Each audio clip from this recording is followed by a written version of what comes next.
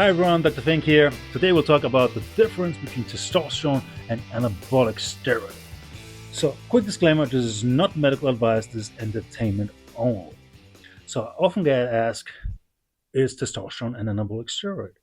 The answer is very complex. Okay, so the short answer is yes. Testosterone is actually the grandfather of all anabolic steroids. Okay, so let's break it down. What does anabolic means first? Anabolic means building of something, and the opposite would be catabolic, so breaking down something. So when we're in an anabolic state, it means that we're putting on muscle, and if we're in a catabolic state, it means we are breaking down muscle. Then the part of steroid. What does steroid mean? Steroid hormone is basically a hormone that penetrates inside of the cell, inside of the nucleus, where the genetic information, the DNA, is located, and alters this information. A non-steroidal hormone, such as growth hormone or insulin, bind to the receptors located on the surface of the cell.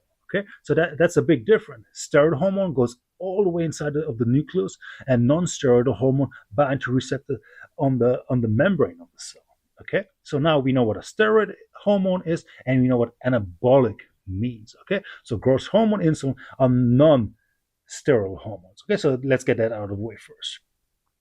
So testosterone has been discovered a long time. Okay, so scientists and physicians already noticed that there's something in our testes that makes us strong and big. Okay, and it wasn't too long before the molecule of testosterone has been discovered.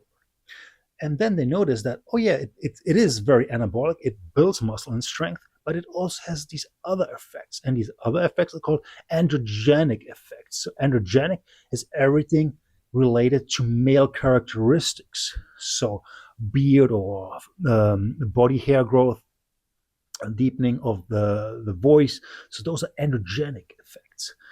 And it wasn't too long that before the scientists saw the potential of testosterone to increase our performance, okay, in sports and build muscle. But they didn't want these side effects, the androgenic side effects. So what did they do?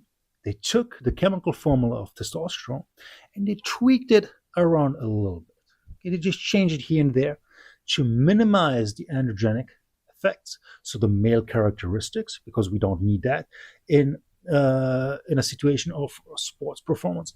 And they try to increase the anabolic effects, so the muscle building effects.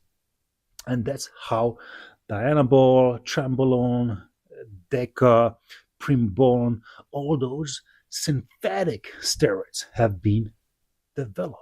And those are non-naturally occurring hormones. Okay, testosterone is the only hormone that is naturally produced in humans, okay, as well as in females as in males. Males produce much more, but females also produce naturally testosterone. So when we lack in testosterone, our body doesn't function well, okay? We can get sick, okay? We're not healthy. So we would need testosterone replacement therapy. But all the other anabolic steroids, we don't produce them, and hence our body doesn't need them. Of course, they have muscle building properties, but we don't need them to function properly in everyday's life. So I hope you could understand the difference between testosterone and anabolic steroids. So yes, testosterone is an anabolic steroid.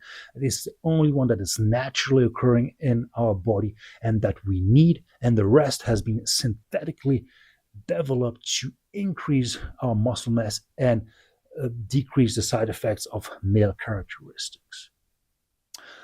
Again, I don't recommend anabolic steroids or testosterone for anybody. Testosterone replacement therapy is something that needs to be done under medical supervision and can be beneficial if you're lacking in testosterone.